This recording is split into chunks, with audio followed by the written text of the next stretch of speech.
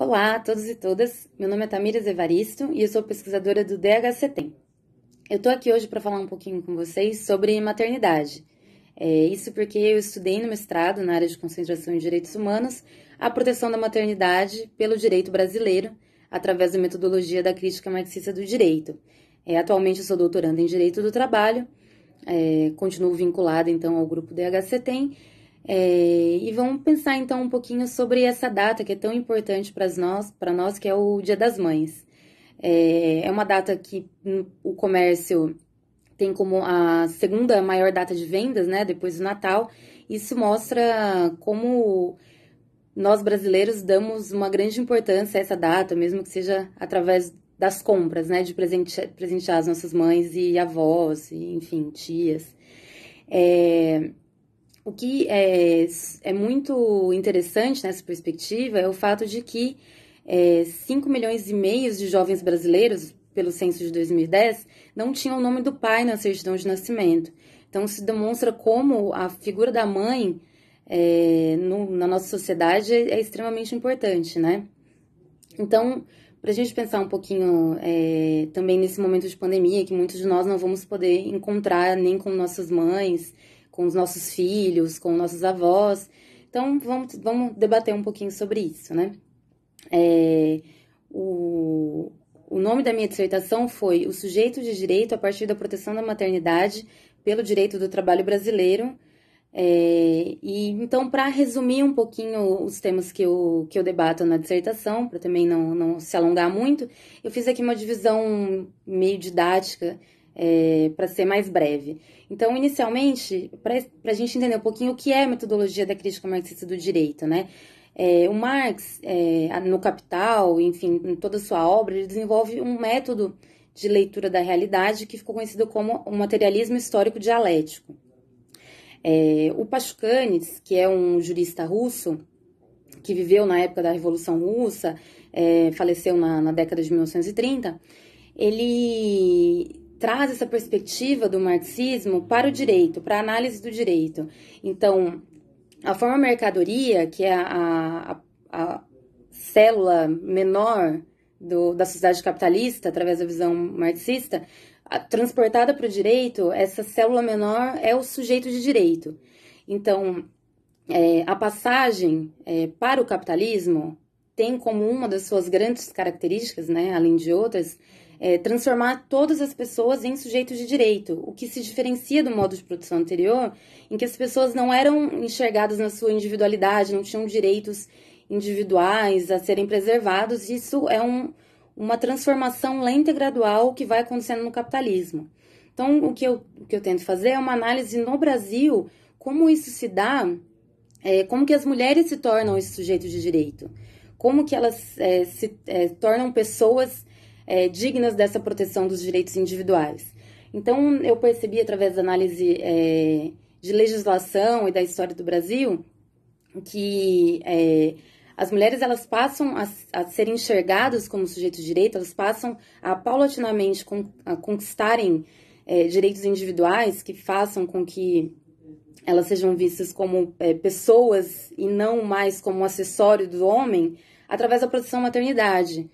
Então, a primeira grande proteção da mulher se dá através da proteção da sua gravidez, da sua gestação.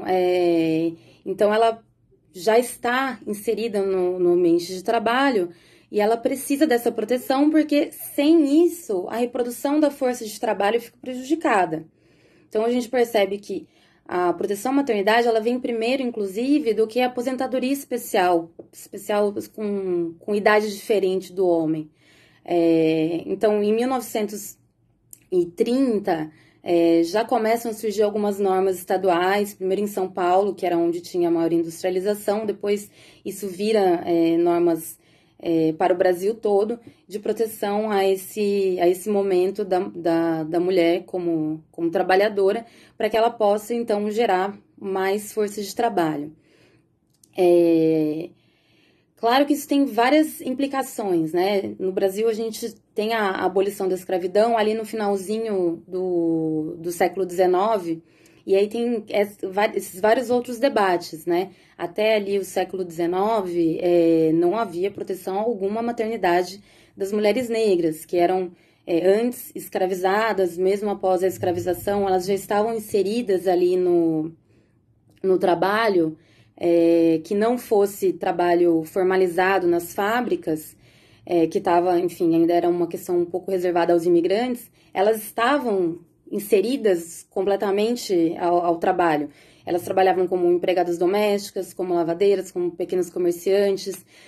Então, essa divisão, né, de como se mulher não trabalhava antes e passa a trabalhar por causa do feminismo, também é algo que a gente tem que pensar, e como a maternidade ela já se desenvolvia antes com a imensa maioria das mulheres, e aí a gente tem que pensar nessa questão de classe, né? A imensa maioria das mulheres já estava ali vivendo a maternidade completamente inseridas no ambiente de trabalho, que não fosse o trabalho produtivo das fábricas, ainda assim era um trabalho. Então, enfim, passado esse primeiro momento dessa questão histórica e da metodologia, também existe, então, essa perspectiva de que era uma necessidade imperiosa ao capital de que não se prejudicasse o nascimento de novos trabalhadores, né? Então, por isso, passa-se aí no século XX, paulatinamente, a se darem vários direitos à mulher, que, na verdade, visavam a proteger, né, a maternidade, até que no final aí pelo meio até o final do século XX, surge então a proteção através do salário maternidade, os 4 meses. Após a redemocratização, surge o programa Empresa Cidadã, em que as empresas podem estender por até 6 meses a licença maternidade. Isso vai então aumentando, né, esse direito. Mesmo com toda essa questão histórica, ainda assim, em 2018, tem uma pesquisa da FGV que mostra que quase metade das mulheres estavam fora do mercado de trabalho depois de 2 anos do nascimento do seu filho. E a maior parte das saídas do mercado se dava sem justa causa e por iniciativa do empregador. Então, mesmo com essa proteção para que elas não... a estabilidade no emprego, né, para que elas não fossem dispensadas logo após voltarem ao trabalho, depois de 2 anos, ainda assim, elas eram dispensadas. Isso porque, aqui é uma das discussões mais importantes que a gente tem quando a gente está pensando em maternidade, as mulheres fazem a dupla jornada de trabalho, em geral são majoritariamente responsáveis pela tarefa de cuidados, pela tarefa de trabalho reprodutivo, então cuidar da casa, lavar roupa, cuidar dos filhos, buscar filho no médico, buscar filho na escola. E aí a mulher então ela fica completamente sobrecarregada, ela trabalha mais nessas tarefas reprodutivas, apesar de também estar inserida no trabalho assalariado, mesmo como informal, não sendo assalariada, mas enfim, ela também está inserida nesse ambiente de trabalho para conseguir dinheiro para subsistência. E aí isso faz com que as mulheres fiquem, as mães principalmente, fiquem extremamente sobrecarregadas. Então, hoje, como o Dia das Mães, é um dia muito importante para a gente pensar nisso, né? Quanto de trabalho a mais as mães brasileiras assumiram por causa da pandemia. Então, essa questão de estarmos todos dentro de casa, então, as mães passam a ter a tarefa de cuidar da tarefa dos filhos, esse processo de EAD, de colocar até a criança assistindo a aula virtualmente, e a mãe fica responsável, então, por fazer tudo, né? Como ela já era responsável antes, mas pelo menos as crianças iam para a escola, ela passa a ter todo esse trabalho de cuidar de tudo isso. E lembrando também, claro, do recorte de classe.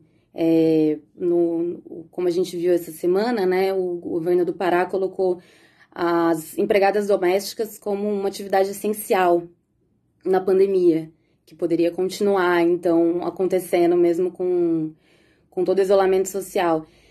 Essa é uma questão que, assim, considerando, né, claro, todas as críticas que a gente tem a fazer isso, a gente tem que fazer mesmo, eu acho que é algo que traz reflexões interessantíssimos que a gente não teria em outros momentos. Ou seja, então, se o trabalho doméstico é considerado como essencial, então ele deveria ser mais valorizado. As empregadas domésticas deveriam ter mais direito. Deveria ser mais bem pago, talvez. O trabalho doméstico, quando realizado pela própria pessoa que mora na casa, também deveria ser remunerado. Tem toda essa discussão de quanto que o trabalho reprodutivo, quanto que ele produz de valor, né? Como que a gente reproduziria a força de trabalho sem esse trabalho reprodutivo. Enfim, são vários debates que se tem a trazer. E importantíssimo recorte de classe, né? Quem são as pessoas que vão, então, fazer esse trabalho doméstico, que vão precisar sair das suas casas e ir até a casa dos patrões para fazer esse trabalho? Em geral, mulheres negras, mulheres pobres, que não têm outra escolha. Então, se elas vão parar de receber o salário, se elas não forem trabalhar durante a pandemia, elas vão ter que ir, vão se colocar em risco. E vão colocar em risco a família delas. Quando elas voltarem em casa, elas podem estar contaminadas, elas vão pegar transporte público. Então, a gente coloca várias pessoas em risco porque outras pessoas ricas não querem fazer o seu próprio trabalho reprodutivo. Claro que tem várias questões. Na tentativa de defesa, não sei se foi o próprio governador que falou... Não, mas os médicos e as médicas precisam de alguém fazendo o seu trabalho doméstico em casa, como que eles vão... E aí, né, o argumento pelo absurdo, como se só profissionais da saúde fossem se utilizar do trabalho das empregadas domésticas. Enfim, são vários debates que a gente tem nesse Dia das Mães e pensando agora nesse contexto de isolamento social, as dificuldades das mães aumentaram muito e é importante que a gente debata esse tema aí ao longo de todo o ano e não só hoje, né? Bom, muito obrigada pela atenção, fico à disposição quem quiser vir conversar comigo, quiser ler minha dissertação, e até a próxima.